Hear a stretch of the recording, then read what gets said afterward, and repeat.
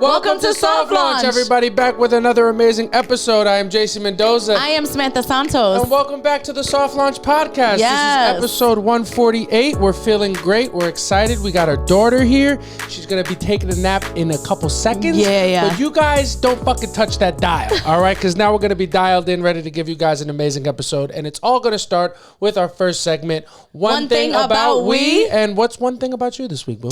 Well, we'll start off with one thing about Evie. One thing about Evie. What's about her? So one thing about Evie and us is Evie, you know, we've said she's different. She is different. And she is different than Monroe. Very different. Monroe was food motivated. Yeah. Evie, not as much. No. So she's gotten sick of her food as of recent. Yeah, Evie's not food motivated, and that is a new territory for us. Yeah. Because we're just not used to that. Yeah, but she is performance driven. Yeah. And so for sure. Yeah. So what we've had to do over the last 2 weeks is we must perform for Evie in order for her to eat. Yeah. And what that means is we have to create a song. Have to create a song. And it's got to be different every time. It's got to be different. If you sing the same song a couple meals back to back, she will not eat. The kid will not eat. She will not eat. Usually in the old days, people would have to work for their supper opposite way around.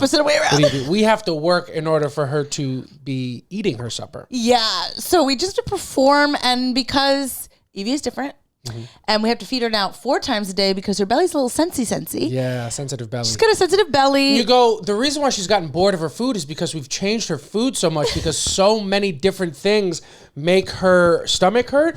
And we've just completely narrowed it down to just one type of food. And we've been giving it to her for months. And she's like, I actually want something different. And I go, you can't handle something different. Yeah, you can't. She got a weak stomach and you go, she's her father's daughter. Apples and trees? Yeah, they don't fall too far. 100%. You go, me and Evie both don't need a New York City virus to be going around to have explosive diarrhea. It's just what it is. And that's what it sounds like in a turlet. Yeah, if anyone's listening not from New York, I think it's happening everywhere, but I think it's concentrated in New York. There's like some type of fucking virus going around that's giving people explosive diarrhea. And you go, it's my worst fucking nightmare. Yeah. Because me and JC are married. It is official, by the way. We got our certificate today. Yes, we did. We are married. Yes, we are married. He's the love of my life, and I just will not take a shit in front of him. So you just go, I will not be eating lettuce, arugula, or anything for the foreseeable future, just because I cannot take a shit in front of my husband. Yeah, and that's a one-way street. I truly don't care what you do. And I see people making such a big hullabaloo about this diarrhea virus going around. And I'm like, I'm pretty sure you're all just lactose intolerant. That's what's happening to me. You understand? 100%. I just still eat pizza and drink milk, and I just have to take a shit all the time. And everybody's like, oh my God, this virus makes you take a shit. I'm like, were we not all doing that anyway? Yeah. JC goes, what's the difference between that diarrhea and the diarrhea I have every single day? You go, I feel like the kid from We Are the Millers when they're talking about how much Jason Sudeikis paid them, and they're all going through these numbers, and I'm like, wait, you guys are getting paid for this? Yeah, you're like, wait, you guys weren't taking liquid shits before this virus? You understand? What were you doing? Yeah. So what happens every time you drink coffee if you're not having diarrhea? What are you doing? Just going about your day? You go every single morning. As we know, everybody knows me through the pod that I'm a sleeper. Yeah. JC wakes up before me every morning, and I can hear, because our door needs greased on our bedroom door. I hear the door open, and it's not because he's getting his day started. You just go, he's got to empty the tank. Gotta take a shit first thing in the morning. Had a long night. A lot's been building up, and I just gotta make sure I go through my day a little bit lighter, so I take a dump first thing in the morning. First thing in the morning. And I take a dump first thing in the morning, sue me. Yeah, you go, me and JC have lived together for now about 4 years. You go, I haven't taken a shit in 48 months. It's just true. It just doesn't have, it's just not possible. Not for me. You don't want to do it. I don't care what you do. Yeah. I want you to be comfortable. Yeah. And you don't feel comfortable unless your bowels are full to the brim. Yeah. You look at it and you go.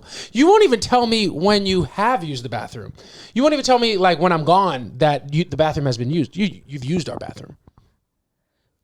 I don't care to answer that question. You go, I have been advised by my counsel not to answer that question. Yeah, it's just what it is. But yeah, this big diarrhea virus going around, it's been shaking things up. But we say that to say Evie she has a very weak stomach. Bro, we gave her a pill pocket one time or maybe twice. Yeah. And this bitch was shitting blood. She made it her whole personality. It made her whole fucking personality. And I just go, you're so overdramatic. She is white woman. Yes. But right, she's our little baby. But now we have to sing and perform for her. And she is keeping us sharp. Yeah. We are singing and dancing. You have to get her excited to eat. And I have to close the bedroom door because what she'll do when she sees us take the food, she just goes into the room and goes into her crate. She goes, no, thank you. Yeah, she'll play hard to get. If she knows we want her to eat, she won't do it. You go, she is such a white girl. She has an eating disorder. You understand?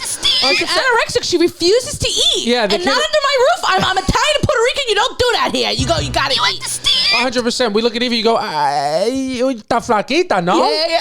You don't want another plate? You go. No, 100%. Evie definitely, it's so funny because we have to perform for Evie to get her to eat, but we're both stand-up comedians and we run out of songs very quickly. So the performances that we're doing to get Evie to eat is like, Evie, have you heard about this diarrhea that's going around? Have you seen this? Have you heard about this? We're just doing we go club single? comedy. Are you here by yourself? Yeah. How did you two meet? Turn her toy that we bought her? Yeah. You know what I mean? So we're just doing a lackluster crowd work with our dog to get her entertained enough to eat. The kid is just a sensitive eater. She's just a sensitive fucking eater. And you just go, every time we think that we've gained, like we figured something out, because like it had taken us, if you watch the pod, you've probably seen that Evie is filled out a bit. Yeah, kid's looking thick, no? She's looking a little thick, like her dad and his ass. Yeah. And you go, as soon as she started gaining weight, she goes, that's all. Yeah. I'm going to give you something else to worry about now because I'm not going to eat and I'm going to lose the weight again. Yeah. And it's just every time we figure something out, it's just been a nightmare, but you go, it has made me feel closer to my mom because you go, I feel super needed. Really? Because now I've cured her of everything she's had. Yeah. I go, she keeps giving me things and I go, try again. Yeah. You go, her stomach, from the beginning, when we got Evie, her breath, I mean, you go halitosis. Yeah, you go rancid. No, you couldn't. It smelled like her teeth were fully rotten. Yeah. And they're not. They're not. Her breath was horrible, and I go, I think something's wrong, and then I looked it up, and I put her on a probiotic. Yeah. You go, her breath got better, but her shit was still not good. Yeah, so we put her on a probiotic for her breath. We got her on a prebiotic for her stomach. Yeah. We got her on a postbiotic just for her little nasty attitude. She's on every fucking type of biotic she could possibly be on, and she's doing great. And now her poop is good, and her stomach is good, and her breath doesn't stink, and you go, that's because of me. 100%. Yeah. And you go, and I bought her a blood pressure medicine machine, and you go, I'm going to figure that out. I know I've got a couple of nurses that listen to this pod. You go, help me the fuck out. I know you're nurses for humans, but I can't figure it out for my dog. Yeah. And you go, we took her to the vet, and they charged us just to see her be anxious. Yeah, it was crazy. We had to bring her in because she's on another medication, so she doesn't urinate everywhere. Yeah, and that medication causes high blood pressure, potentially. Yeah. So we took her into the vet, but when we take her to the vet, she loses her fucking mind. Yeah. So they take her back there to take her blood pressure. They go, I think it's spiking. I go, what fucking gives you that idea, pal? Is it the fact that she's freaking out because she's at the vet? And they go, you got to bring her back when she's more calm and it's less hot. How about middle of July? She'll be calmer and check out with the bill. I'm thinking they're going to cause us like just copay for the visit. Yeah. They charge us for the test because the test was inconclusive and they knew that. Yeah. They go, yeah. They go, yeah, no problem. It's June. You go, she's really hot. So bring her in July when it's hotter. Mm-hmm. And they go, yeah. And here's $135 bill. Thank you so much. See you soon. Smooches. 100%. And I go and I leave and I go, fuck you. You'll never see me here again. 100%. And you go, I bought my own fucking machine. Just the same way I bought a nail clipper because nobody can do nothing for my baby. She goes, she's anxious. And I go, I get it. I'm anxious too. Yeah, but the treat. We're not going to do it. 100%. It's just what it is. You can't trust medicine. This is why we don't get vaccinated. I'm just kidding. We're having a good time. But yeah, Evie's, she's got a bunch of stuff going on, but she's doing great. She just won't eat. But I go, it's our fault. You can't give an ass to a white woman and expect her to be cool about it. It's just what it is. She's thick and she knows it and she's going to make us work for it. Yeah, no? Exactly. Yeah. Kid's got us wrapped around her finger. Got her wrapped around her finger and wrapped around our bank account.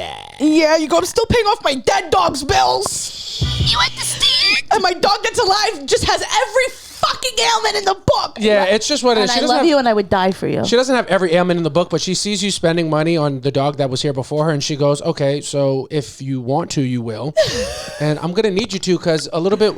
Why don't you reassure me? You haven't given me reassurance, baby.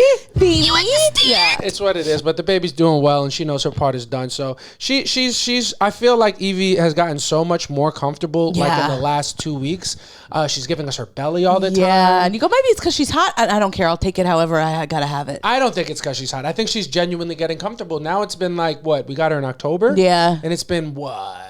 8 months now? I know. It's been 8 or 9 months. And she's now, time. Sometimes I like look over and she's like snoring on her back belly fully exposed. You go, guys, you don't know how big that is for us. She wouldn't even let me really touch her belly. Like she immediately like stop. Yeah. You know, and like we would try to roll her on her back. Like Monroe would let us. Monroe, 100%. you would walk over to Monroe and she'd just immediately roll and give you a belly and go rub that. Please. Yeah, 100%. And this baby would not. I didn't know what her belly looked like. I know. At all. And then she started giving a side belly, and then I got ahead of myself, tried to put her on her back. She goes, and for that reason, I'm out. Yeah, she goes. She goes, you're going to have to take me to dinner before you do that. And before you take me to dinner, you're going to have to sing me a little something. Yeah. She goes, hey, I'm not a slut like my mother.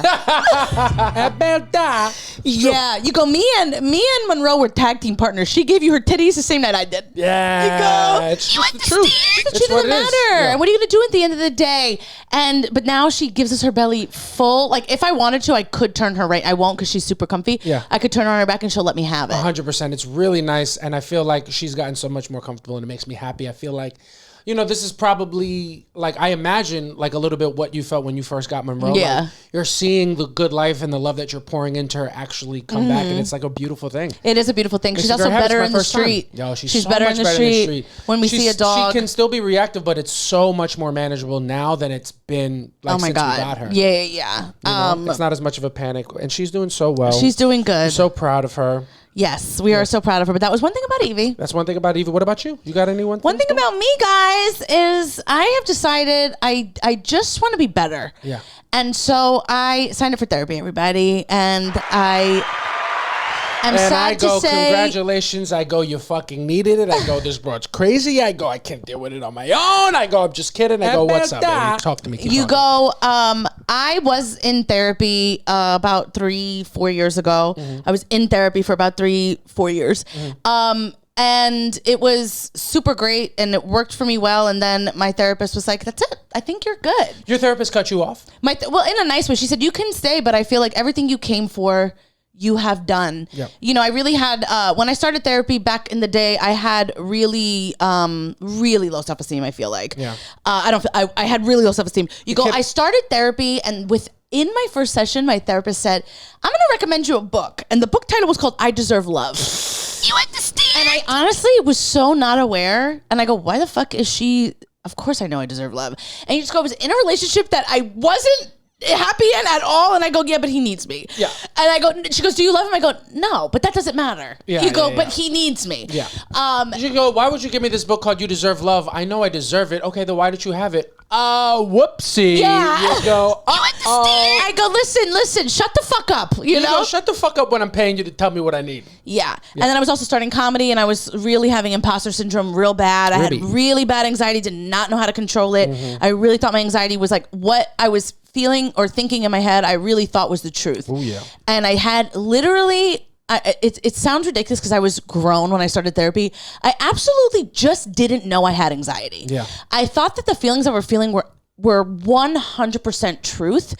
And I really needed to speak to this woman, and she came in she was older, and I felt like I needed that at the time, like a motherly kind. Not, she wasn't motherly because it was doctor and patient. Yeah. But I needed like an older woman to kind of breathe life into me a little bit. And she was the first person to tell you that you had anxiety? Yeah. Yeah. So you were in that therapy session. You had just gotten a book that you didn't understand why you needed called You Deserve to Be Loved. And she's like, hey, have you ever heard of chronic anxiety? And you go, no, but the thought of it is super overwhelming and I would rather die before figuring it out. Exactly. Yeah. That's exactly what I thought. I go, why are you telling me that? You go, you telling me that over, like, you putting that term on my plate overwhelms me aggressively. Now I'm not going to be able to sleep. Yeah. You go, thank you. That's your fault, not mine. Do I have chronic anxiety? No, my leg just shakes all the time. What are you talking about? Do I have chronic anxiety? No, just the voices are really loud. Yeah. What? I thought you were the therapist. Yeah. But okay. Yeah. So anyway, after, I was with her for a while. I was with her when I met you and all these things. I was doing comedy. Because she came to a show. She came to a show. She was so proud of me because literally was talking to her before I even stood on a stage. Yeah. Ever. And I was with her, and my first step was I signed up for a comedy class. Yes. And I took the comedy class, and she was like, great. And then I did comedy, and she was like, perfect. And then, she saw my growth, and it was really beautiful. And then she said, that's it. And I graduated from therapy. And then you go, now I'm just getting my master's. You go, I'm going back. You went to Steve. You graduated from undergrad. You did summa cum laude. You did a great job. You went out to the workforce. You got a good little fucking employment situation treating you well. And you go, I'm gonna go back and get my master's. Yeah. I think I need a promotion. Yeah. You go, you've been promoted. You are an elite employee. Yeah. So I'm going back, everybody. I had like a consultation last Friday. What are you trying to get your degree in? In life. Yeah. About that. In the world. In the world and everything and nothing specifically. No. You go, you just go. There are times that it is hard for me to like, I have to like talk myself into doing things sometimes. And I know that's like my anxiety and my slight depression that comes in, and I just go, I'm over it. I don't want to feel this way anymore. And I just need to talk to somebody. I also feel like for you, just knowing that you're taking the steps to put yourself in the best possible position that you could possibly be in is the work. Yeah. Like it's a way that you can love yourself. And it's like you showing yourself that you're showing up for yourself, and that's a really positive thing. It really is. And it really, like, I've known I should be going back for like the last 2 years probably, and I just didn't. Yeah. And honestly, just making an appointment, it lifted weight off of my shoulders. That's good. And I was like, I'm on the way. Like, it does feel better to do it, and especially now that I know what therapy entails. Yeah. Before, when I signed up for therapy the first time, I was like anxious. Go figure. Oh no. Yeah. And I was just like, I don't know what this means, and like I don't know what I'm gonna expect, and I don't know, but now I know, and I just go, this is gonna be so much better. Maybe not in the beginning. It does take some time. And if anyone is thinking about going to therapy, I highly recommend it. But I do want to let you guys know that it does bring up some old trauma. Yeah. And so when you first go to therapy, or you first go back to therapy, when you first go, you're thinking, okay, here I am gonna get fixed, and you're just gonna break a little bit more. Yeah. You just go to your therapist and go, why are you hell bent on bringing up old stuff? Yeah. You go, I'm gonna feel better after this. It goes, wrong-go. Wrong.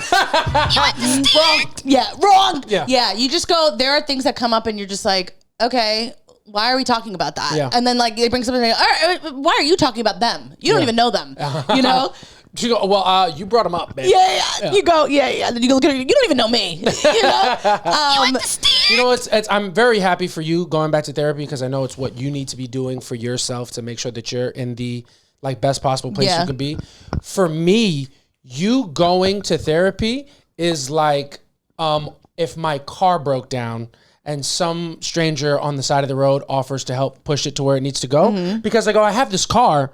It's a great car. I love the car. I don't regret buying it. But I bought a lemon. Okay? I bought a lemon. I pop the hood. It's smoking everywhere. Yeah. I go, there's dents all in the bumper. Yeah. I go, the car has a stiff neck. Yeah. I go, the car has a bad hip. Yeah. I go, the car is gorgeous. It's a collectible. It's classic. It is an absolute collector's item. You go, the car's perfect. Yeah. You go, a couple things. It needs a tune-up. And I go, I need some help. I need a tow. You go, I need a toe. You think about apples, they go, they don't fall far from the tree. Our daughter's a lemon too. Yeah, you go, I'm surrounded by broken bitches. What are you going to do? Yeah, you go, I need a little tune-up. I wasn't going to talk about it because I said I've been getting a little self-conscious about how every episode I come in and I go, I got a new ailment. Yeah, and that's just your anxiety talking, because you are thrilled to have new ailments. You always got a new ailment. I don't want a new ailment. No, but you have fun. But I do feel like I really am in a transformative part of my life right now. Yeah. I go, I'm going to fix my mental, and then I go, this weekend, last week was my knees, and then this week I had a pain so bad in my hip, and I'm like, enough, guy. You gotta get into stretch. I'm so fucking over myself. I go, I need a mental tune-up, and I need my hips tuned. 100%. You go, I'm gonna go to therapy. I'm gonna go to yoga. I'm quote unquote old. I'm too young to be feeling like this. 100%. I can't be waking up this stiff. Everything can't fucking hurt me. You go, I have to get myself back in shape. I'm fucking over it. And you will, because you do everything that you set your mind out to do. I love how you said you're in a transformative period in your life, and you're transforming just backwards. Yeah. It's getting worse. Everything is declining. Some people call it a transformation. Some people call it a steep decline. Yeah. Okay? People call it degenerative. That's it. That's the word. That's the bit. It's transformative, more like degenerative. Yeah. Everything's going to shit. Yeah. No, but you look great and you're doing great. This is just part of life, man. It's crazy. Yeah. But you're so good at identifying what's happening in your life and trying to take steps to correct it or change things that you don't like. And there's a very short time between you identifying something that you want changed and the steps in between you and changing it. It's a very short, quick Once I turnaround. actually make a decision, then I'm good. Yeah. Like once I'm like, okay, this is enough. I can no longer do this, and then that's it. But it takes me some time to get to that point, and I'm there because this fucking weekend my hip hurt me so bad, and then I looked it up because I'm like, what the fuck is it? It was like the front of my hip, and it said people that work a 9 to 5 get this a lot. It's from sitting, and you go, I can't even sit anymore. You go, I need to stretch. I have to I need to stretch. I need to get back in the gym. I need to build my muscle up. This is for the fucking birds. And I go, if I'm 38 feeling this way, I can't imagine myself at 48. And I go, I don't want to be somebody who's like limping everywhere. I just can't. I'm over it. It's going to start now. It starts with our lifestyle choices now. And we're going to, as a unit get better so we don't have to deal with this. And it's going to be all right, boo. Yeah. It's going to be all right. The kid's got a funky hip. I got a funky hip. My father's got a bad hip too. You go, You go, runs in the family. You go, your hips don't lie, but they do say, fuck! It's what it is. What are you going to do? They absolutely do. You look at my dad, you go, he's on his 3rd replacement. Yeah. You go, my dad has his hip replaced. And now he just got everyone sending well wishes to my dad. He had his knee replaced, but it's his other knee. Yeah. He's had 3 hip and both knees replaced. Both knees and out. He needs his other hip and he needs the old hip because he got it in the 90s. They go, it's a bad one. Wait, his old hip needs to be replaced or his old knee needs to be replaced? No, his hip, because his hip, he did it in 96 and they're like, it's wearing out. Yeah. My dad got a hip replacement so long ago. It's so old that when my dad goes through TSA, he beeps every time because it's metal. Jesus Christ. And he's supposed to have a card with him, and he goes, what are you gonna do?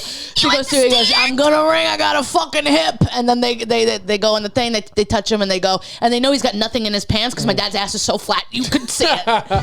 Which is not common for your family. No, it's very uncommon in my family. But it is what it is. To keep the car metaphor going, your father has had so many replacement parts, he needs Exhibit to pimp his ride.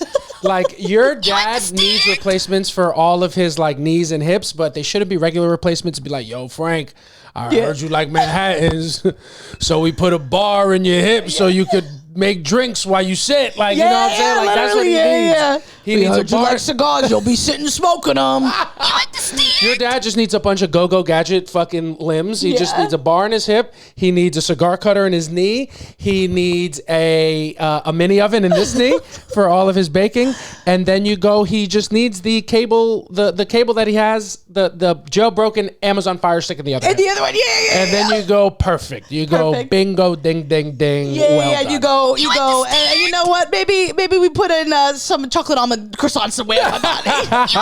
You put lobster tails. You just throw a couple lobster tails in there. You take his spine out. You just put a saxophone on the back of him because that's what he loves. He loves jazz. This is so funny. Yeah, yes. I asked my dad the other day if he needed anything. And he goes, he needed a toilet seat to hide because he can't bend his knees. Yeah. And he goes, and a couple of chocolate almonds, croissants. I go, is that doctor's orders? Hey, kid's just a man. Yeah. Kid's just a man at the end of the day. We had to bring him not one, but two. He goes, listen, if you're going to the store, you gotta bring me more than one. One for the road. Yeah. We go, you're not leaving. You go, it's for a different type of road. Yeah. It's the road to my bedroom. Yeah. That's what it is. He's doing great. It's funny. The toilet seat that you got him is no shade. It's a toilet seat for older people. Yeah, you know it's like a lifter, and it has the things on the side. Exactly. You go, I sat on it. I loved it. Me too. How quickly can we get one to the apartment? I go, the things that they put in place for old people, like the shower seat and the little bars on the toilet, you go, also works for people our age. Well, I know because when I went to my dad's house the other day, you go, my hip was hurting, and I sat and they go, perfect. You go, and I needed the bars to get up because my hip hurt me so bad. Yeah. And I'm like, I go, this, I almost took it out. I go, I paid for it. It's mine. Yeah. You go, I'm taking it home with me, guy. Yeah, you go. Get your own. Yep, it's just what it is. You little give backsies. Yeah. But it is what it is. We're feeling better. We're doing the best we can. I know we're talking about a lot of health stuff and wanting to get better, but don't let that overshadow the fact that Samantha and I feel like the planet at large, We are in the midst of the greatest summer 100% in human history. 100%. It's just what it is. One thing about me, this is the best summer of my life. Summer 2026 is what Summer 2026 is what people act like summer 16 was. Absolutely. 100%. This summer is the greatest summer of all time. Not even close. Bar none. Bar none. And you go, it's just an internet thing. You go, I was a grown woman in 2016. Yeah. And I go, no, it wasn't that great. Yeah. I don't understand what that hype is. You go, this is such a better summer. So much better. What were you doing in 2016, cuz? I had just moved I had my own place. That's exciting, though. Yeah, that was great. But you go, it was fine. It was a regular summer. I wonder why people say that summer was so great. Like this summer, I have a million things to point to. Yeah, I can't think of anything. Dog, the way that I'm going to talk about summer 2026 is like the same energy that our parents talk about, like how difficult it was to go back and forth from school, like 20 miles uphill, both directions. I'm like, both directions uphill? You're going to go for us downhill. Yeah. You're going to go 2026, picture this, downhill. Just a steep, it was incredible. Everything was perfect. Everything. Yeah, it really is. It is such a great summer. I'm like in a great mood. Dog, let's picture this. We'll paint a picture for you. You go, boom, off the rip, married. You understand? Married off the rip. You go, my favorite soccer team wins a championship. You go, pretty cool. Pretty cool. What's pretty cool about your favorite soccer team winning is that you're just in a great mood. So pretty cool for me. Yeah, you don't have to hear me go blah, blah, blah, blah, blah. You know what I mean? So my favorite soccer team wins. And then the Knicks. The New York Knicks gone. What? And New York City during that time was as good as it's ever been. Nothing tops in my life. Nothing tops the energy 100%. In New York City at the time that the Knicks were going through the playoffs en route to their first championship in 53 years. Streets were electric. The people were nice. The food was better. Yeah. The vibes were unreal. As soon as the Knicks win the championship, what happens? The World Cup starts right away. Yeah. Samantha, I know you're not a big soccer person. You have to admit, the environment, like the electricity that was in the air from the Knicks championship stayed higher than usual. Like the frequency was still so high. The World Cup was so fun. So fun. Especially around where we're at, like all the different, ethnicities of people, a lot of Middle Eastern people, like Egyptian, Moroccan, Algerian. Yeah. Like it was going crazy on the block. It was going absolutely insane. Ecuadorian, Colombian. It was nuts. It was nuts over here. That shit was lit. And then what happens? Jay-Z starts a residency he starts a residency at Yankee Stadium. Yeah. You go, we didn't go. You go, I saw the clips. You go, I went. You go, I went. I was there spiritually. I was really upset that it started late. Yeah. You go, I actually wish I would have went. Yeah? I'm really feeling like immense FOMO. Cuz, did you see the prices, cuz? I didn't because I never even attempted. Once I heard it, I go, I'm good. I hate a fucking Yankee Stadium. Yeah, a stadium show because you don't see shit. Like stadiums are great for the artists. I'm super happy for them for selling these like that amount of tickets. That many people in one place at one time want to see you. But I go, if you're up high, it's not worth being there. No, it's not worth being there. But like when we go to see Bruno Mars and we're in the top row, you go, shut the fuck up. You go, mind your fucking business. Mind your fucking business. We're in MetLife and we can't see anything. You go, Bruno Mars, you can't see anything when you're close up close because he's just squeezed. Bruno Mars, you can't see shit even if you're at if you're at the pinky ring. Yeah. Because the kid's about this fucking big. He's a little fucking tiny guy. Yeah, he's a tiny guy. You go at that point, you might as well save money and get a good view. Yeah. That's so funny. But well, and you're also forgetting the biggest thing. What else is you that? go Brinity and 5. You go Brinity and 5. You go Love Island. We went from the Knicks championship to the World Cup to Love Island, and there was overlap. Yeah, it was the most electric time. It was electric in my life. It was because you might say, well, there's Love Island every year. You go, last season was so bad. This was such a great season. This was a palate cleanse of the season. This was such a great season. You don't know what you missed. Luisito, don't leave. Luisito, don't fucking move, buddy. Yeah. All right, I've had to sit here as you go in friends and have the time of your life. Sit there and fucking listen to our happiness. You understand? No, it's just the summer was so much fun. And still more to go. And still so much more left. My birthday's coming up. Yeah. What are we doing for your birthday? Because we're going to Puerto Rico. It's true. We're going to the other side of the island.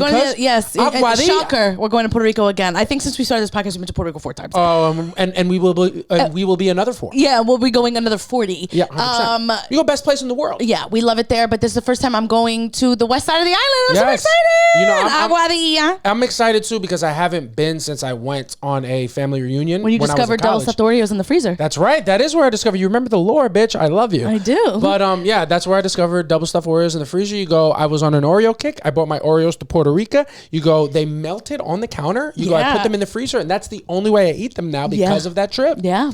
And it's the first time I'm going since like 2012 maybe on that side of the island, so we're super excited. We're gonna like have all these new experiences together. It's gonna be a blast, guys. It's gonna be a blast. And you go, we go on a bunch of vacations, but we've gone on a lot of group vacations. 100%. The only other vacation that we've done solo is Aruba. And that is the best vacation I've ever been on. 100%. And we gave you guys a pod episode from there. So you go, we'll give you one from Puerto Rico as well. We've been saying that at every vacation we go with them, we're groups, and it's always so weird. You are absolutely getting an episode. You're going to get an episode, absolutely. And maybe I'll be drunk again for it. 100%. And it's going to be a fucking blast. One thing about me, I don't love to travel. I'm always very travel resistant. Yeah. I don't know. It's just I like being home. I think it's more I love being at home. Yeah. Like I like to feel like I'm in the mix. Like I'm not missing anything. If anything comes up, I can do that. Worst case scenario, we're hanging out. I just like being home. And I do have to be pushed to travel, but every time we go home, it's always so much fun. So much fun. And we're going to have a blast in Puerto Rico. And it's just going to be another feather in the cap that is the best summer in the world. Even the bad things this summer haven't been that bad. There was a massive heat wave. And how did it get combated? Mamdani froze the rent. Yeah. You go, Mamdani froze the rent. Drake dropped Iceman. You go, I didn't feel the heat wave at all. At all. It's a perfect summer. It is. It's a perfect summer. It's a perfect podcast. Yeah. You guys are perfect listeners. And if you're listening, check us out at New York Comedy Club. This Sunday, we are going to be in Rhythm at New York Comedy Club, 8 p.m. The link will be in the bio. Myself and Samantha, we're doing stand-up sets, and we can't wait to see you guys. Yes, there. and it's a really good lineup. It's a really good lineup. It's a really great show. It's so fun to see people from the pod at those shows because you guys are the best fans. 100%. We appreciate all fans equally, but if you listen to this podcast and you come to see us, you are our favorite people on the planet. Yeah. You're in a very tight group. You're in a very like rare tier. Shout out to Maria Maverick. You know what I mean? And it's just what it is. We're having a good time. You want to just keep this pod moving right along? Yeah, let's keep it going. We'll keep it moving right along. And honestly, no segment necessary for this one. It's no shock to you all that one of the big things that has happened to us this summer is Love Island. Yeah. And Love Island came to an end this Sunday. It did. Lucito is rejoicing, but Samantha and I were very sad about it. I'm very sad about it. Love Island, love it or hate it, if you are a part of the community, whether you're giving negative discourse or just having fun in group chats, it is absolutely a fixture in your summer. It feels like summer when Love Island's on. It does. It does. Before I started watching it, I thought it was going to be too much. It's on every day. And then I'm like, how nice is it to have something really fun to look forward to? Bro, it's literally that because I was feeling like I was missing out after the Knicks and we were going out like every day. And it's the same type of energy. Obviously, there's different levels of emotional stakes because you don't have to care as much about Love Island and there's no context built in. Like you're meeting these people and then they're gone. Whereas with the sports team, you're following these people for years. Yeah. But it's the anticipation, I wonder what's gonna happen and I really hope it goes my way. Yeah. Like there's a real fun element to that. Yeah, 100%. I've been on the train and I've seen like girlies having conversations about it. 100%. And you go, I want to jump in. I have jumped in. No, you haven't. You go 100%. I've jumped in. I walked on Crescent Street and there was a girl on the phone super loud talking about Sincere. I was like, he was going fucking crazy last week. And then she didn't say anything. She was a little scared because Amanda's yelling at her. But I do that anytime somebody's having that conversation. You go, the other day I was walking by the city bikes. This isn't about Love Island. This is just me jumping into other people's conversations. So a guy and his girl, he's taking out a city bike. She's watching wait on the bike because he's leaving. Two women walk past and they go to him and they're like, wow, you have really cool tattoos. You be happy, bro. And miss, you look beautiful. Oh. Right? So they give them both compliments and I walk by and they're like, oh, thanks. And then they walk by me and I walk past them and I'm like, I think you guys look great too. And they're like, oh my God, wow, this is just a great day. And then the girls started laughing. It was a lot of fun. That's fun. I do that all the time. Yeah, JC and I are very different in that way. Yeah. I want no one to notice me at all. Crazy. I if I could have a power, it'd be to be invisible. I don't want to be seen in the street like by strangers. I don't want to have small talk. JC loves small talk. Love it. And one thing I think, if I may. Can I be honest real quick? Go ahead. I don't love small talk. I love to be able to insert myself in conversations the way I want to, make people laugh, and then leave immediately. JC, that's funny because why do I know that the first Uber driver that we ever experienced together lived in Valley Stream? Because you do small talk. You love small talk. You will do it all the time, and then you'll say you don't. You know what? You love it. You're absolutely right. I do love small talk. I don't like when it gets bigger. Yeah, exactly. When it grows, you love a surface. When it grows, I start to get uncomfortable. Once the conversation grows, I stop making eye contact. Yeah. And I feel like it's so apparent when I'm done with the conversation that I'm actually self-conscious about it. Yeah. You go, what's up, boss? How you living? Hey, man, can't call you. You know what I'm saying, man? Shit is good. You got other spots tonight? Yeah. Nah, all right, man. You know, it is what it is. And after that, I just don't want to talk to you anymore. Yeah. That's just what it is. You love small talk. But do I have the space to be honest here? You have the space to be honest. Okay. Be real, son. Something that JC does that unfortunately gives me the ick. Oh, really? Is that JC is one of these people, if you live in New York, that will be listening to a song in his headphones and singing the song out loud in the street. Big time. And so he doesn't do it in front of me, obviously, because doesn't have his headphones in. Yeah. But I have been sitting in our apartment watching TV, and I've heard him on his way home. Have you really? Absolutely. And I just go, Jesus Christ. Because as a woman, when I'm walking the street and there's a man singing out loud, I go, I'm crossing the street. He's insane. Really? And the thing about, yes, and I think I could speak for most, if you are a woman listening to this podcast and you're walking down the street and a man is rapping along to a song in the street, you go, and it's nighttime, I go, I'm going to cross the street just to be safe. Yeah, I hear you. And I go, ladies, if you're listening and you hear a man rapping or singing out loud and you're by yourself and you turn around and it's fucking me in this outfit with this hair and this scrunchie and you still feel threatened, you're a fucking pussy, all right? That is not a JC issue. That's a fucking skill issue. If I threaten you walking down, bitch, what else do I have to do to make you feel safe and seen? If I can't rap along with the Iceman out in public and you feel scared, I just don't know what I can do for you. Yeah, you go, most times I'm singing the Schuyler Sisters. Yeah. You go, if you are threatened by me, you go, you have a problem and it's not men. Yeah, you go, how could you be threatened by me walking down the street singing, I'm singing Natasha Bedingfield Unwritten. If I'm walking next to you in the street, if it's a dark night in New York City, you're on your way home, you're so close, you're very nervous, it's a little later than usual, you're out with your friends, you didn't want to have that extra drink, but they talked you into it. You had that drink, you're feeling a little woozy, you have one headphone in, then you realize, hey, I'm by myself, I'm walking in the street, I should put my headphones away. And as soon as you do that, you hear a sound. And it's me, and it's a man you've never heard before, you're nervous, you're in a new neighborhood, your shorts are really short, you shouldn't have gone out in that outfit, but you're a woman, and you're in New York City, and you want to show off your body, you've been in the gym, you've been working out, you're doing your best, and you deserve it. You take your headphones out, you're trying to be safe and aware of your environment. And then all you hear is a man in the back that you've never seen or heard, and all you hear is, if you gave me a chance, I will take it. And you fucking quicken the pace because you're nervous, you're a fucking pussy, get out of my city, you're not doing meaningful work. Fuck are you talking about? I'm more likely to compliment you on your purse than I am to steal it. 100%. Get fucking real. I'm not gonna feel. JC's walking down the street. You see him walking down, you hear Angelica, Eliza, and Peggy. Bitch, have you heard this shit? I'm like, if I'm making you feel threatened, I'm now upset. I'm gonna give you something. Now I'm upset at you. Yeah, 100%. 100%. I'm like, literally, I'm more likely to compliment your purse than fucking take it. That's hysterical because it's so true. I resent the implication that as a woman you would feel you know unsafe. what? I'm not dangerous. You're dangerous because you're just putting labels on anybody. 100%. I'm not dangerous, bitch. You're scary. Yeah. Okay. Fuck is you talking about, dog? I'm singing out loud. I'm rapping out loud.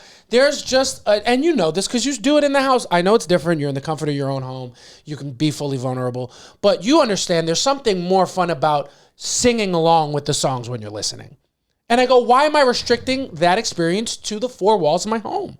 You go, being with you has changed me because you've allowed me to be more free. Yeah. So sometimes if I'm on a city bike, I go, no one's going to hear me sing this whole song. So like if there's a part I want to sing, and when I say sing, I go, you know, I whisper it, but it's more than I ever would have done. I know what you mean. But if you on a city bike, one headphone in, I'm wilding. I can imagine. And you go, the thing that JC forgets, what? Because you're just a regular guy, is that, you know, we are aiming to be public figures. Yeah. And you just go, I just don't ever want to open up the interwebs one day and be like, look at Peach Rose Pop, and you're just singing in the street by yourself, and now I have to come to your defense. People are like, he looks crazy or whatever, and I just don't want to deal with it. And you go, maybe no one will say he's crazy, but those are my inner thoughts. That's what I'll be thinking. Nobody would say I'm crazy. Yeah, you just don't like that I do that. I know.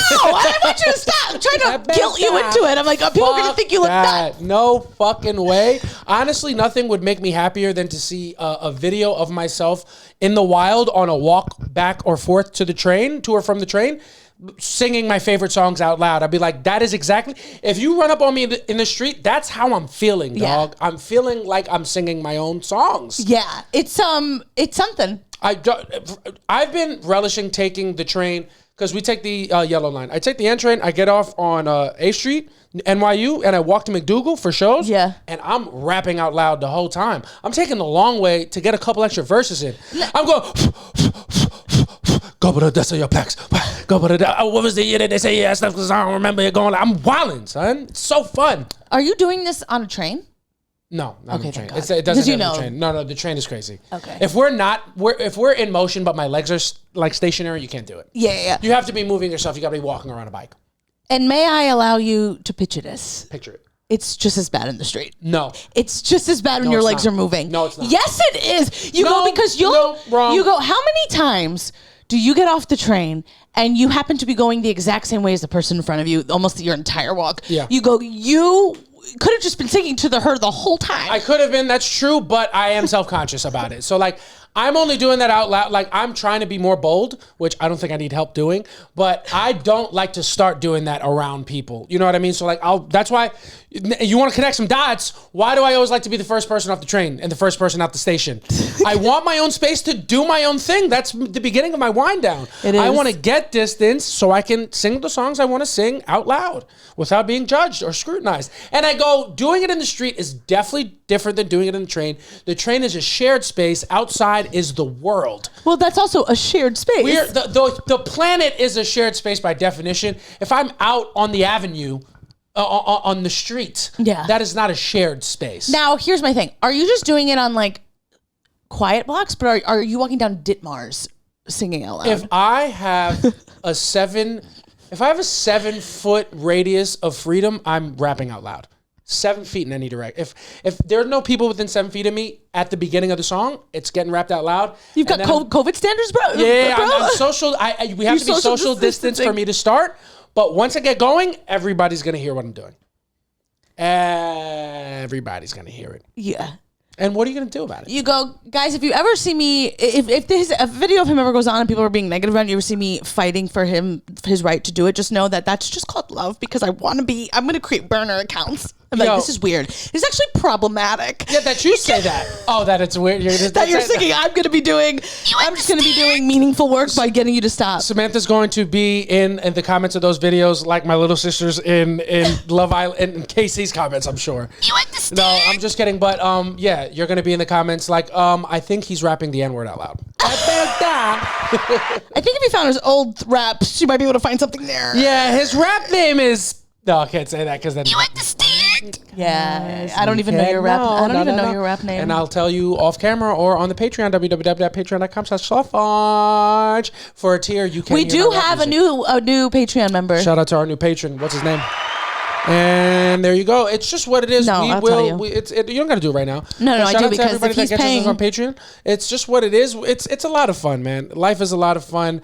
I like to rap out loud. I like to sing out loud. I feel like life is a movie, and I'm playing my part. Cause it's just are what it is. You can't dim your own star. See, that's your problem. You dim your own star. I do. You are actually what you think you're doing people like a justice, or you think you're being nice to people when you're not talking out loud or singing out loud. And I go, you're not doing meaningful work because you're not sharing your gift with people. Yeah.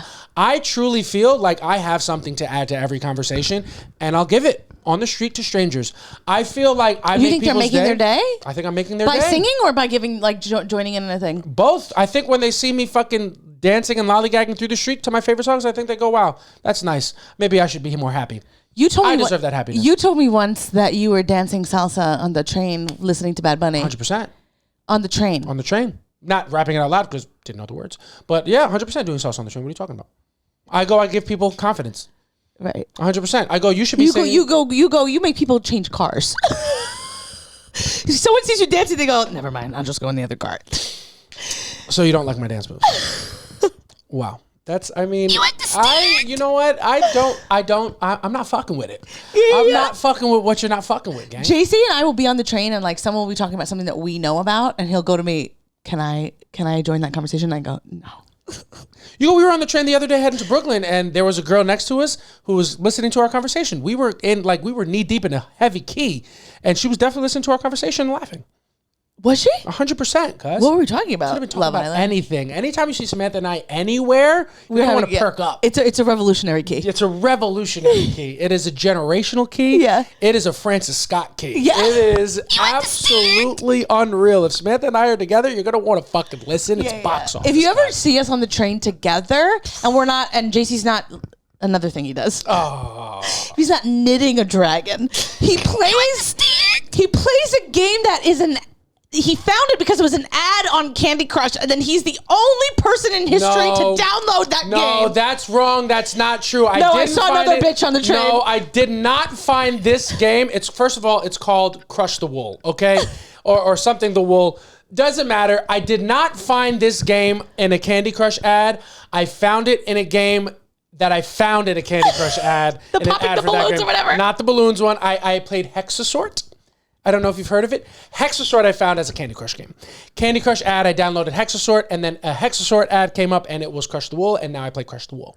One thing about me, my father is who he is, and the biggest thing I got from him, I'm a little bit of an NPC. I'm a little bit of a non-playable character.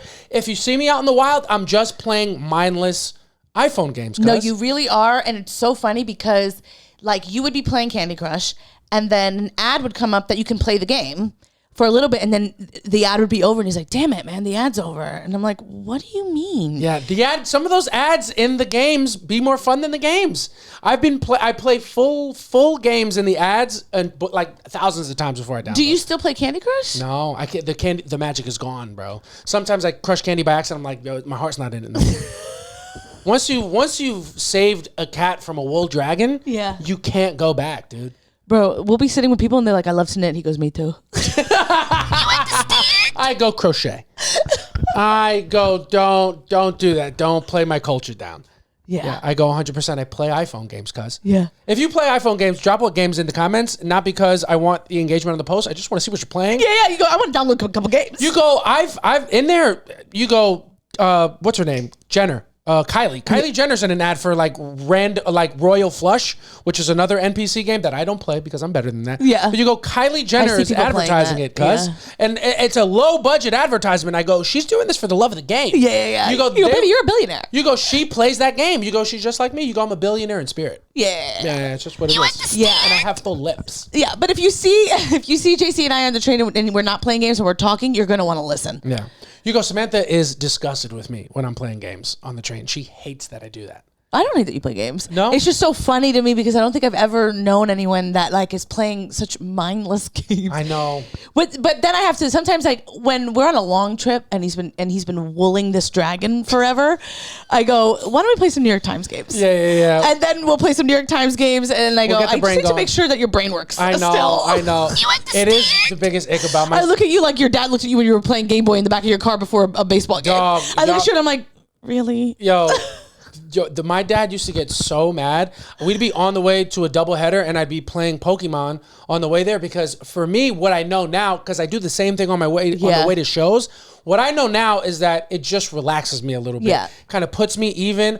I'm not the type of person, I don't need to be thinking about my set for 10 hours before I deliver it. Like, I just want to be chill. Then when I get there, be like, all right, what am I going to do? How am I going to go through it? This, blah, blah. Maybe I could be paying, like, maybe an argument can be made that I should be more, like, attentive or think about it more, but it makes me comfortable. Yeah. And baseball is one thing, but stand-up comedy, I feel like I need to be comfortable to do the best I want to do. Yeah. That's what I want to be doing, so I like to relax. Yeah. You go, I was just relaxing on the way to games and my dad would be fucking pissed. Yeah. But he wouldn't say shit until the game was done. And because if I played well, he wouldn't say anything other than you are the best that's ever played the game.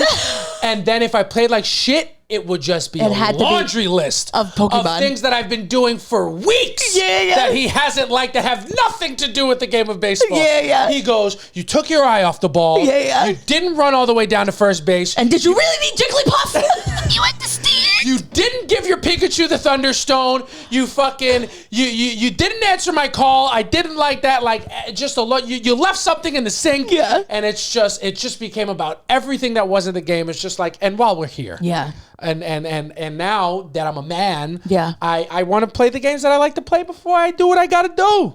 You look at it and you go. You go. I do love that you figured it out and you just like want, quiet your mind. You go, you sit on the couch, you play those games. I know, I do. You do. You go, we will have a TV show on and you are knitting a dragon. Depends crocheting. I'm sorry, I don't want to disrespect your art. I appreciate you correcting yourself. You go. I don't want to yuck your yum. You go, I don't do that during like House of Dragons. No, you do it during like Love Island. But like Love Island or anything reality based, I'm like, I don't have to be fucking screwed the fuck in for this. So I'll crush some wool. What are you talking about? I'm in the 800s. I'm on level 880, cuz. There's thousands. Cats need to be saved. I go, you can rescue dogs in real life, but God forbid I try to save a cat. Yeah. You go, 3 years ago, JC loved to play Wordle. Oh, yeah. But he wouldn't get like the paid subscription, so it was only limited to a couple of games. Yeah. And so as a gift for the last like 3 years, I've bought him a New York Times subscription, and I always put that as from Rihanna. Yes. And I send it to him every year, and you go, I pay for him to play games, and he's just crushing wool. No, wrong. Just crocheting a dragon. You see, and this is the revisionist bullshit, leftist, woke propaganda that I will not stand for. The reason why I have to resort to crushing wool, and you should know this too, is that every time I can't even play the times games because if I do them without you, you get upset. I'm not upset. I go, you get upset. You so could play Spelling Bee. That's the only one I play. I play it every day. You can play Wordle too. Okay, but we can go back and do archives. Yes, and but like there was like. If I you were do caught it, up at the time. That's why I was getting mad. You're not caught up now. Okay, so I'm going to start playing again because you wouldn't every time. Oh, wow. Without me, it'd be like I was taking. Samantha treated me playing the New York Times games that she paid for, that she bought for me to play. If I do it by myself, she turns into a 17-year-old guy trying to holla at a girl he met at a teen club. Like, damn, shout, without me, though? Yeah. Without me? Well, the reason why I feel that way is that when Rihanna sent you the message, because she's the one who bought it, she said, don't play the games without Samantha. And I just feel like you didn't take her message seriously. And I'm just, I just think that we should listen to Riri. That's true. We should listen to Riri. Exactly. She's a billionaire. She bitch better have my money. It's just what it is. But yeah, I don't know how the fuck we got here, cuz. Just an ick. We were talking about you walking in the street singing. It's just what it is. It's been a great year for you. It's been a great year. It's been a fun time. Love Island just came to a close. Yeah. And it was a blast, cuz. What a fun season, especially compared to last season. It was such a fun season, and I know that maybe a lot of people don't listen or watch Love Island, so we won't go into like details or anything. But it was so interesting to watch because you just watch these people and you go, one day you hate them, one day you love them. And it's like, you just can't get too attached because you will have your heart broken. If you do Love Island correctly, it is a beautiful illustration of how people can change. How you can change. Yes. Like it is a good fun test to see how you react to things and if you're able to get the fuck over them quickly. Yeah. And if you do it right. You just go, it's not that serious. People take it incredibly serious. They get upset about it. And you go, you need to watch it like me where you cry for the entire finale. Because it's not that serious. 100%. It's that serious. No, but you're getting serious about the part that's meant to get serious about, the love. Yeah. You feel the love deep. You go, my eyes were swollen. I cried the whole episode. Yeah. Except for Melanie since here I couldn't bring myself to do it. Yeah. You go, Samantha was crying over people that she thinks are ugly. I watched her do it. Yeah. And we won't say names. No, we won't say any names. But you go, for sure, I didn't like Bryce for the first half of the season. Until Casa, really. I started to like him, but I kept going, no. Yeah, same. No, I can't. I won't be fooled. Yes. Because I've watched Love Island before, and these men will always fool you. 100%. I'm looking at you, Michael, from season 5 of UK. I'm looking at you. You broke my heart. I know. They'll fool you, and especially the white ones talking to a dark-skinned black woman. Yes. They will do some bullshit on you. Yes. But this was not the case. This was not the case. Time told the story. Time told the story, and I go, beautiful. It was a beautiful thing. You go, I am so in, and you go, I've seen people all over. We don't want to be on the villa. We don't. Correct. No. We don't want to be on the Villa. We want a Bravo production. We want Andy Cohen's hand in there.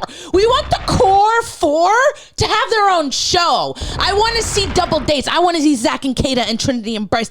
I want to see Melanie and Carl and Anaya and whoever Melanie's dating because it can't be sincere or insincere. Yeah. Okay? I want to see Melanie dating. We want to see it all. Call us. I want to see the growth because I want to see the frontal lobe actually develop because you're so close, Melanie. Oh my God. Close. You're right there. Yeah. You're right there. You just need a little more. 100%. And then you're going to, we want to see it. So I don't want to be on the Villa. Correct. I do, however, want a Bravo production and I do want to have friends of. We need a whole new show. We want our friends of. We want Kenzie as a friend of. We want everybody. You know, I'll call me crazy. I want to see Gaul. I want to see Gaul at his coffee shop and Jen doing the marketing. I want to see it. And I'm wildin' if I want that. And I'm wildin' if I think they're soulmates. If I told you that Jen and Gaul had more compatibility than anybody left in the final four, I'm bugging out. Yeah. You go. If you make it a Bravo production, the first person that will be a friend of turn to a full cast member, Corbin. 100%. You go. Corbin's part of the main cast. Yeah. You go, Corbin gets an apple. Yeah. You go, Corbin gets an owl. Yeah. You go, Corbin gets a daybed. You go, he is a part of this. Corbin gets he gets it. Yeah, okay. Yeah. You go, I'm a core 4 whore. I want to see it. It was just a lot of fun. There was a lot of fun. So much fun. Do you have any takeaways from this season?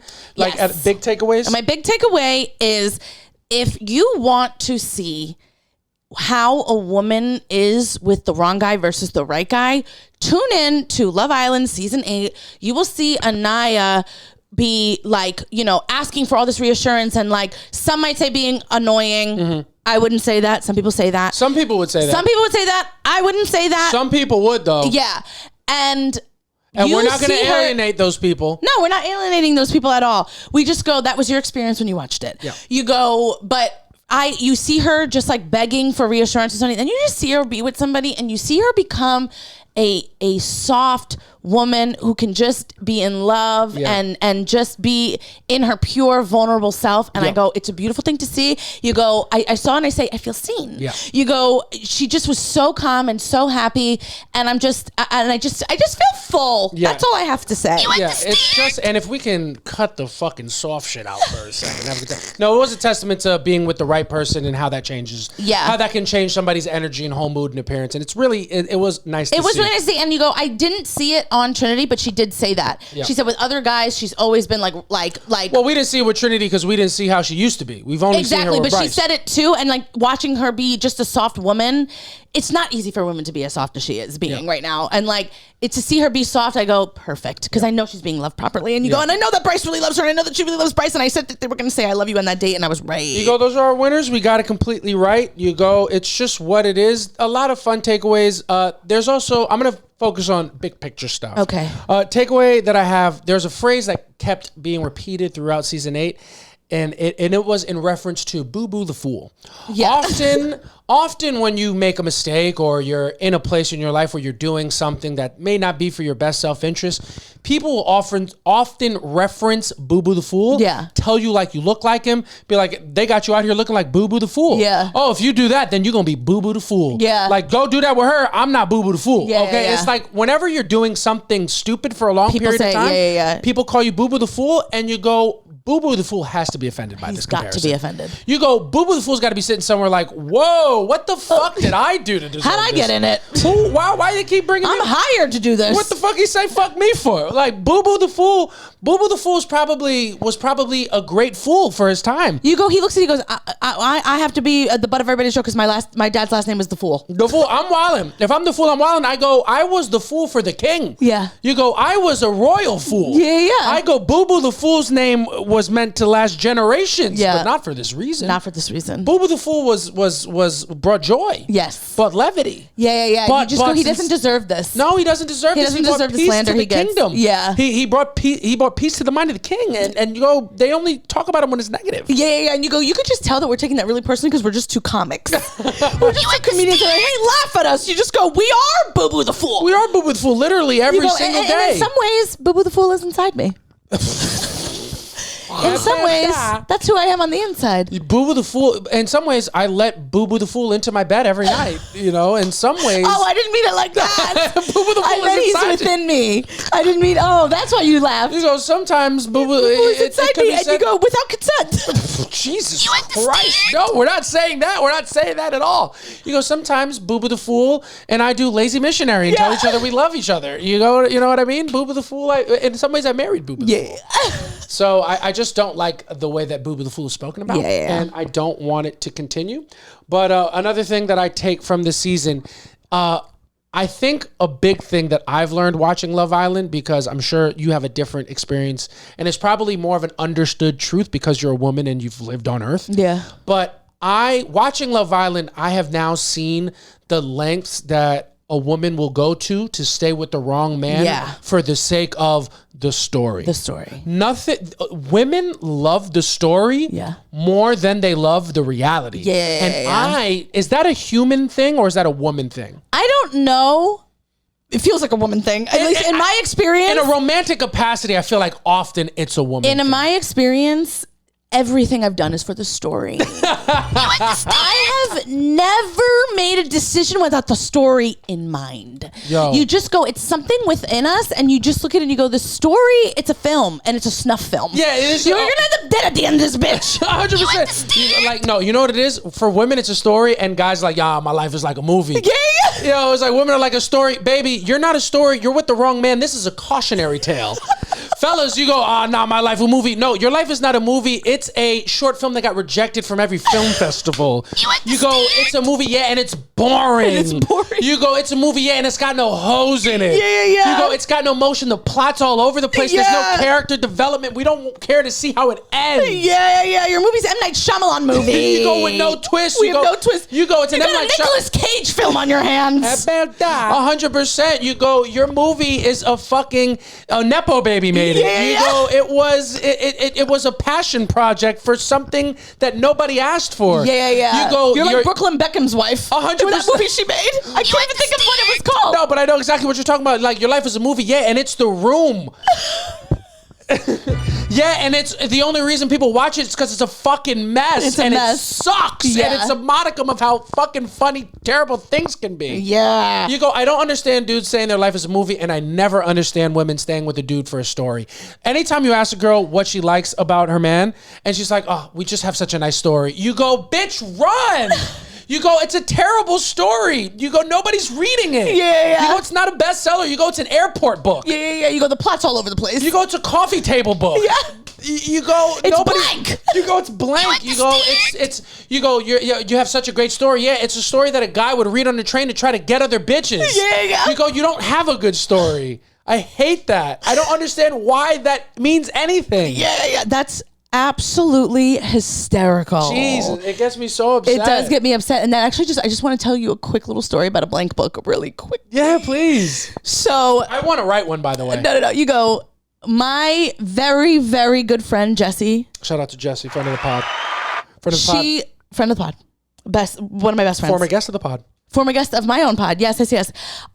Jessie wanted to get into politics because she didn't know anything about politics. So she went on Amazon and bought a book to get her familiar. And it was called Reasons to be a Democrat. Okay. And the book was blank. You understand? And she FaceTimed me. She goes, Sam, I gotta show you this. No fucking way. That is so funny. Because Jessie bought a right-wing gag book. She bought a gag book. Thinking that she was going to inform herself. And she just formed it. And she FaceTimed me. I was crying. That is She goes, I gotta show this. She goes, it's blank. I mean, every page. That is so funny. It is so funny. I just thought it was really funny. She would have been better off getting a book that said fucking left-wing snowflake propaganda for cucks. That's perfect. Yo, that is so funny. Hysterical. That I can imagine. I wish I was there for the conversation where she decides that she wants to get Samantha. I want to do politics. Sam, I'm gonna buy a book. I just think I want to learn about politics. I gotta know. I was like, yeah, that's great. You should. And then she just bought a blank book. That's so funny. Imagine there's a person that's out there who took that book and was like, wow, I guess there are no good reasons. And it just actually worked on them. Imagine. I mean, it's absolutely hysterical. I just had to tell that story. No, that is so funny. And that's the type of story you think you're telling when you tell me how you and your man have such a good story.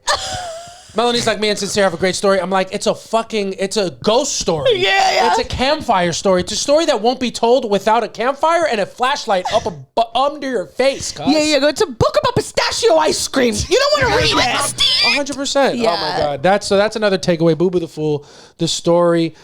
Speaking about Melons. Oh, you know what? Also, I'm going to say this, and this is not a popular opinion on most of the internet, but if you're a person of sense, this is not a hot take, and I'm sorry if it's a little niche for Love Island. You go justice for Zach, dude. Yeah. Justice for Zach got way too much hate. I'm not saying he's a perfect guy. I go, Zach is a victim of legitimate homophobia in media. Bro. And motherfuckers can't handle it. They can't handle it. And God forbid a bro is a little zesty, bro. I'm like, the craziest part is that if you don't know, if you didn't watch Love Island, a brief thing, there are two guys on the show and they had like a bromance and they were like really touchy with each other, and it was, like kind of similar to the way women are with each other as friends, like Lucito, slapping each other's ass. Picture what we do every single day in the group chat. Bro, literally, like I did not feel weird about it. Like it's like they're just showing cock, they're fucking grabbing ass, they're grinding on each other. You go, I'm doing all that on a daily basis. You go, I felt nothing because I go, this is literally the way you are with your friends. 100%. And you go, there are women on the show that during challenges were legitimately making out with each other and no one called them lesbians. You just go, that's just girls being girls. You go, I want to get to the place where men can be as comfortable as they want to be, because that'll be better for us ladies. You don't want a guy who's no homo. Nah, chill, pause. Mm-hmm. Exhausting. Mm-hmm. I didn't mind. There wasn't anything that made me feel uncomfortable. I go, whatever. Like, who gives a shit? I don't feel any type of way. You tell me you like women and this is just your friend. I go, okay, perfect. 100%. Fellas, turn to your neighbor, give him a kiss on the mouth. JC goes, for real. Now all my friends could tongue kiss me, right? Fellas, turn around, bend that ass over, let that coochie breathe. Yeah. All right? Fellas, get in touch with your feminine side, dude. It's better. Look at your friend's dick. Look at his cock, bro. Maybe give it a kiss. Give it a kiss. What are we talking about? That's what people do after brists. They cut off the foreskin, give it a little kiss, cuz fucking give your friend a circumcision. Kiss his tip. What are we talking about? It's now you're being pro circumcision just for this bit. I'm in comedy. I'm Jewish now. Please rep me. No, it's just the way that they started talking about male friendship was so annoying. Yeah. Because that's how good male friend. That's not how good friends are. But we should let people be that. Guys that should not be off the table for guys. I really I don't understand it. Nothing that they did bothered me at all. Yeah. But justice for Zach, because he did fuck up. Like, he didn't make 100%. A girl breakfast one morning because he was trying to punish her for something she did the day before. 100%. And you go, her mom approached him about it on family day. Kata told him, I don't think that boy will ever do that again. No. I don't think he'll ever be that dumb again. And you go, sometimes men are dumb. Yes. And you go, he's also 23. He has to learn you don't punish your girlfriend. He's just a boy, dog. You have to teach him, You bro. have to teach. He's going to be wrong, and bro. you go, and Kata is so willing to teach. Zach. You have to make me breakfast. Yeah. What the fuck? What the fuck? You're a fucking fuck. Zach, dude, fuck. Yeah. You understand? And you go, if you don't watch Love Island, just Google Kata. One of the most beautiful women you'll ever see in your entire life. You go, face card unlike anybody else. You go, another reason, fellas, for you to be watching the show. The bitches is bad and the asses is fat. Yeah, And even if the asses are. Come on, dog. fat. Even the asses of the people that I don't really fuck with, I be watching the shit, dog. Yeah. It's nice. Another thing that was happening on Love Island that I just want to shed some light on real quick. If at ever any, and not you and I, we're different, we're married, we're perfect for each other. Ladies, if a guy's friend, and I shouldn't be saying this because it goes against my fellow dudes, but we got to stop doing this. Ladies, if you're ever out and your friend's man pull you to the side and go, yo, I ain't never seen my homie like this, run. Run for the hills. You go, that man is lying. You go, those are paid actors. You go, he's never seen his friend like that. He's never seen his friend. He doesn't know anything about that. Yeah. You go, his friend's happiness has not registered to him since the moment they met. Yeah. You go, he is doing a bit. He's doing a You go, bit. he is playing a part. Yeah. You go, he just wants to help his friend fuck the shit out of you more for a couple more minutes. Yeah, because when he says that he's never seen his friend like that before, he just means he's never seen this level of disrespect and disrespecting of a woman like this. He goes, bitch, he's never treated another woman this badly. I'm dead. Anytime a dude pulls you to the side and goes, yo, I ain't never seen him act like this before, it's because when you're not there, he's wilding. Yeah, exactly. That's so exactly. funny. You go, that's just put that at the top of the list of things you don't want to hear. You just don't want to hear that. Yeah. That's the nightmare. You go, if you are by yourself walking home after a night in the club and you take your headphone out because you want to be a little conscious about what's happening, there's two sounds that could happen. It could be, one is one of your boyfriend's close friends telling you that he's never seen his friend act like this. Yeah. Or the other could be me singing Rebecca Black, It's Friday. 100. And you go, you're not going to want to hear the first one. Yeah. The first one's more dangerous to you. Yeah, no, it's absolutely true. Yeah, you just don't want to hear that. Yeah. So, fellas, we got to learn new moves because Also, that one's not happening. One of my takeaways is it's fun to watch the show with you and for you to watch dudes be bad to women. Yeah, bro. And you go, why would they do that? And then like we're watching like Anaya with Carl. Yeah, there's a really nice guy. There's like a nice guy. He's mature and like this girl, she's insecure and she needs a lot of affirmation and he gives it effortlessly. But you watch the first guy struggle to do it because he was like, damn, this bitch always needs something. Yeah, they just weren't a match. Yeah, they weren't a match, but that's how it was. Yeah. And you see him just like pour into her, give her all of this affirmation. She feels great. She comes out on the other side and she's awesome. She's chill. She makes a safe space for him. And it's really nice. I go, why don't we want to just do that? Yeah, JC looks at me like is it like, you mansplaining men. Yeah. You go, why wouldn't guys just want to do that? Why don't you just want the forgive my French, why don't you want the bitch to feel good? Yeah. What, and if the bitch felt amazing, what would be the problem? Yeah, and then he looks at me and I'm literally like slouched on the couch and I'm like, exactly. I'm like, I just put my hands up and I'm like, I didn't say anything. I just looked at you and you started laughing because you're like, that's so funny. I'm like, I'm literally looking like, that's the whole thing. Women are like, hey, we're telling you what we need to feel secure so that we are not annoying. You just won't do it. Yeah, 100%. You, the way that you react to me being like, why don't men just treat women nicely? Yeah. After watching Love Island, that is the way that you felt then is the way that I feel when you're like, the refs are cheating against the Knicks. Yeah, There's an anti-Knicks agenda and it's so obvious. And I'm like, yeah. What do you think I've been talking about for all these years? Yeah. This is how it's been. Yeah. This is the problem. I go, wow, nobody likes the Knicks and all of the broadcasters are really being mean. And everybody, like, exactly. I'm like, I know. And it's the same level of realization and like, welcome to the struggle, bud. Yeah. You're looking at me and you go, wow, men could just, it's that simple. Yeah. And I go, exactly. Isn't it?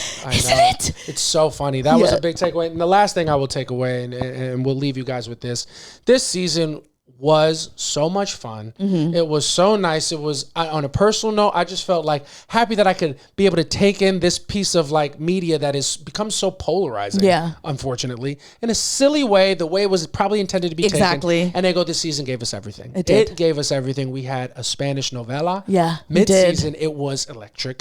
We had an episode. Give me 10. Give me 10. Give me 10. We had a novella. We had an episode of Baddies. We did. Absolutely did. You understand? Absolutely. I'm not talking to you. I'm talking to him. If I may say so myself, electric. We just hit, this season had every racial stereotype in the best way. Like every viewer watching got a little bit of what they came for. Latins got a novella. Yeah. You know what I'm saying? Black people got Bad Girls Club. And white people got a little bit of Rock of Love with Bret Michaels. Yeah, 100%. They got a little white trash in there. They got a little white trash. She was doing splits. You go, it's for everybody. It was for everybody. You go, could there have been more representation? No. It was truly perfect. Perfect. It was absolutely perfect. And so is this episode, ladies and gentlemen. Thank you guys so much for listening. That's going to do it for episode 148. This was a fun episode. So much fun. It's always a fun episode with you, Boo. And it's a fun episode with you guys at home. Remember, check us out at New York Comedy Club this Sunday. The link is in the bio. Join the Patreon, www.patreon.com/softlaunch. $5 a month. Become a super softie. And subscribe, leave a comment. Tell us what you want us to talk about. And come back next time. I've been Jason Mendoza. I'm Samantha Santos. We'll see y'all next week. Bye. Peace.